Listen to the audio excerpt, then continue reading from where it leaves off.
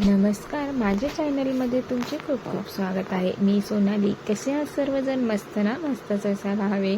तर मैत्रिणींनो, तुम्हाला पण माहिती आहे का घरात कशी साफसफाई करायची आहे, घर कसे नीटनेटके ठेवायचे? मी तुम्हाला ना खूप साध्या आणि सोप्या भाषेत काही टिप्स सांगणार आहे. ते तुम्ही नक्की पहा आणि व्हिडिओ शेवटपर्यंत नक्की पहा. आता घरातील साफसफाई करताना खूप वेळ जातो, तर मी तुम्हाला ना खूप साध्या सोप्या पद्धतीने सांगणार आहे दररोजची साफसफाई कशी करायची आहे ते. तर आपण काय करतो, छोट्या छोट्या गोष्टी असतात त्याच्यावर आपण लक्ष देत नाही, इकडे तिकडे पसरतो. त्यासाठी मी तुम्हाला सांगणार आहे की व्हिडिओ फक्त तुमच्यासाठीच आहे. शेवटपर्यंत पहा, तुमच्या मित्रमैत्रिणीपर्यंत शेअर करा. व्हिडिओ आवडला असेल तर कमेंट बॉक्समध्ये सुद्धा मला नक्की सांगा. चला तर मग आपण चालू करूया. अशा 5 टिप्स आहेत जे मी तुम्हाला सांगणार आहे. सकाळची सुरुवात बेड आवरून करा. तर सकाळी उठल्यानंतर पहिले आपण आपले बेड आवरायचे. उषा व्यवस्थित लावायचा आहे, बेडशीट व्यवस्थित लावायचे आहे आणि बेडशीटवरचा केर कचरा पूर्ण खाली टाकायचा आहे. आपण बेड पूर्ण पुसून घ्यायचा आहे स्वच्छ कपड्यांनी.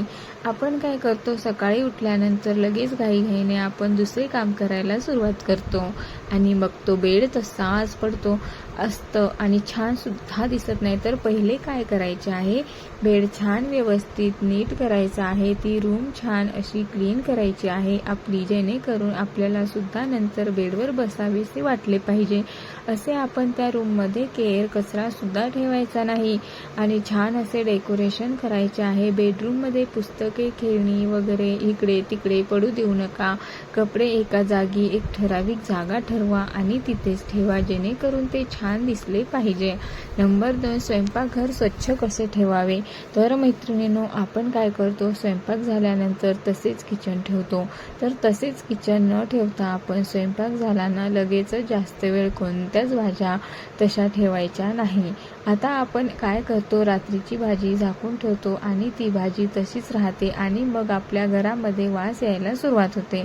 तर असे न करता आपण लक्षपूर्वक भाजी कुठे ठेवली, भात कुठे ठेवला ह्याच्यावर लक्ष द्यायचं आहे, जेणेकरून ते आपल्याला लगेचच खराब झाले की ते फेकून द्यायचे आहे. तसेच घरात ठेवायचे नाही. नंबर 3, दररोज कचरा बाहेर टाका.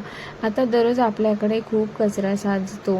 आपण पालेभाज्या आणतो त्याचा सुद्धा कचरा असतो. आपण बिस्किट वगैरे असं काही बघा आणतो, त्याचं सुद्धा पण सगळे कचरे असतात. हे घरातून साचू न देता आपण काय करायचे आहे, झाडून वगैरे काढून लगेच सुपलीमध्ये भरून ते कचरा कुंडीमध्ये टाकून द्यायचे आहे. आणि आपण दररोज सुपलीमध्ये कचरा टाकल्यानंतर आपल्याकडे कचऱ्याची गाडी येतेच, तर त्या कचऱ्याच्या गाडीमध्ये टाकून घ्यायचे आहे, जेणेकरून आपल्या घर पण स्वच्छ राहील आणि आपले दार पण स्वच्छ राहील.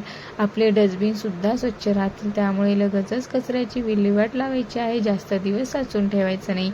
नंबर 4, आठवड्यातून एकदा पूर्ण किचनची साफसफाई करा. तर मैत्रिणींनो, पूर्ण किचनची आठवड्यातून साफसफाई कशी करायची आहे, आपले पूर्ण डबे छान असे पुसून घ्यायचे आहे. आपल्या भाज्यांचे रॅक पण साफ करायचे आहे.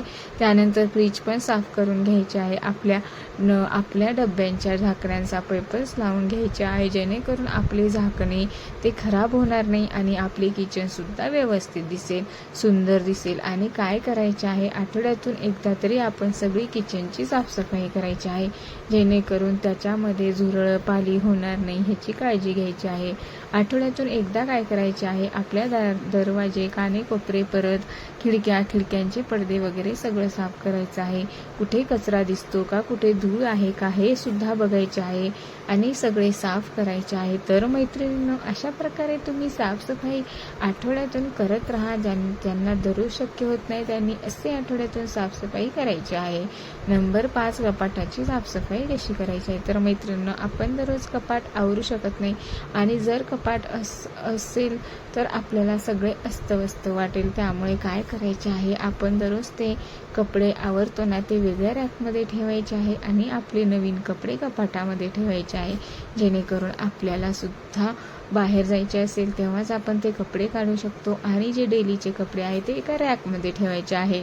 आणि जर तुम्हाला म्हणजे आता घरामध्ये खूप सारे लोक असतात, त्यांचे कपडे सापडत नाही, तर काय करायचे आहे, सगळ्यांचे वेगवेगळे बास्केटमध्ये ठेवायचे आहे, जेणेकरून कपडे लगेचच तुम्हाला सगळ्यांचे कपडे सापडतील. अशा प्रकारे तुम्ही करू शकता. शेवटी मी तुम्हाला एकच सांगेल की आपले घर जर स्वच्छ असेल ना तर आपल्याला सुद्धा प्रसन्न वाटते आणि समोरचा जर घरात आला ना तर त्याला सुद्धा प्रसन्न वाटते. आणि असे नाही की आपण दररोजच साफसफाई करायला पाहिजे, तर आठवड्यातून साफसफाई करा, पण व्यवस्थित करा. आणि दररोज तुम्ही ना 10-15 मिनिटे जरी दिले ना तरी आपली घराची साफसफाई व्यवस्थित दिसते.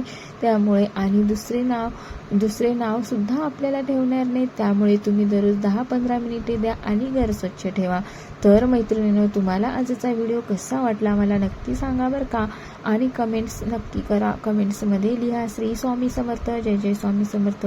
आणि नेक्स्ट व्हिडिओमध्ये आपण तर नक्कीच भेटूया. व्हिडिओ आवडला असेल तर लाईक करा, शेअर करा आणि सबस्क्राईब करायला विसरू नका. चला तर मैत्रिणींनो, मग धन्यवाद.